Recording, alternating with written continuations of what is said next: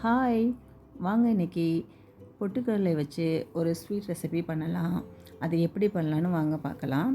இது வந்து பார்க்க மைசூர் பாக்கு மாரியே இருக்கும். ரொம்பவே டேஸ்ட்டாக இருக்கும். இது வந்து நம்மளுக்கு பேக்கரியில் கிடைக்கிற ஸ்வீட் மாரியே இருக்கும். இதில் நம்ம என்னென்ன சேர்த்துருக்கோம் பார்த்தீங்கன்னா, பொட்டுக்கடலையும் நம்ம தேங்காய் மட்டும் தான் சேர்த்துருக்கோம். நெய் நம்ம அதிகமாக சேர்த்துருப்போம்னு நினச்சோன்னா அப்படிலாம் கிடையாது. ஒரு ஸ்பூன் நெய் தான் சேர்த்துருக்கோம். இது ரொம்பவுமே டேஸ்ட்டாக இருக்கும். வாயில் வச்சோடனே கரையிற மாரி இருக்கும். வாங்க அது எப்படி பண்ணலான்னு பார்க்கலாம். ஒரு மிக்ஸி சாரி எடுத்துக்கோங்க. அதில் 2 கப் பொட்டுக்கடலை போட்டுக்கோங்க. அதை நல்லா ஃபைனாக அரைச்சிக்கோங்க.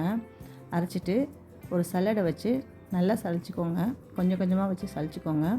அதில் கொஞ்சம் குருணெல்லாம் வரும். அதை நம்ம வேஸ்ட் பண்ண வேணாம். நெக்ஸ்ட் டே நம்ம சட்னிக்கு யூஸ் பண்ணிக்கலாம். ஏன்னா அது பொட்டுக்கடலை தான். அது வந்து கொஞ்சம் இந்த மாதிரி இருக்கும். அதை நம்ம வேஸ்ட் பண்ண வேணாம். நெக்ஸ்ட்டு என்ன பண்ணிங்கன்னா, அதே கப்பில் 1 கப் சுகர் எடுத்துக்கலாம். 4 ஏலக்காய் எடுத்துக்கலாம். 1 கப் டெசிகேட்டட் கோகோனட் எடுத்துக்கலாம். அதையும் நம்ம நல்லா ஃபைனாக அரைச்சிட்டு, ஆல்ரெடி நம்ம அரைச்சி வச்சிருந்தாலும் பொட்டுக்கடலை மாவு அதிலே போட்டுக்கலாம்.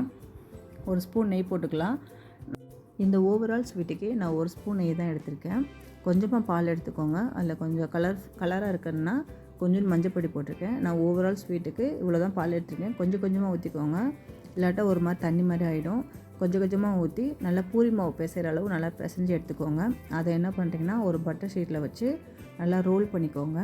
ரோல் பண்ணிவிட்டு அதில் நமக்கு வேணும்னா நம்ம நட்ஸ்லாம் இருக்குல்ல, அதை வந்து நம்ம குட்டி குட்டியாக சாப் பண்ணி போட்டுக்கலாம். நிறைய போட்டுறாதீங்க, கம்மியாகவே போடுங்க. அது கடிக்கும் போது ரொம்பவே நல்லாயிருக்கும், நல்லா டேஸ்ட்டாக இருக்கும்.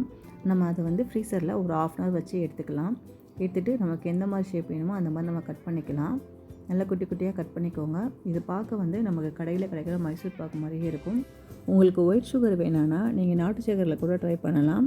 இதை நம்ம கடலை மாவில் கூட ட்ரை பண்ணலாம். கடலை மாவு வேணான்னு நினைக்கிறவங்க நீங்கள் பொட்டுக்கடலை மாவுலேயே ட்ரை பண்ணுங்கள். டேஸ்ட் ஆனால் ஒரே மாதிரி தான் இருக்கும்.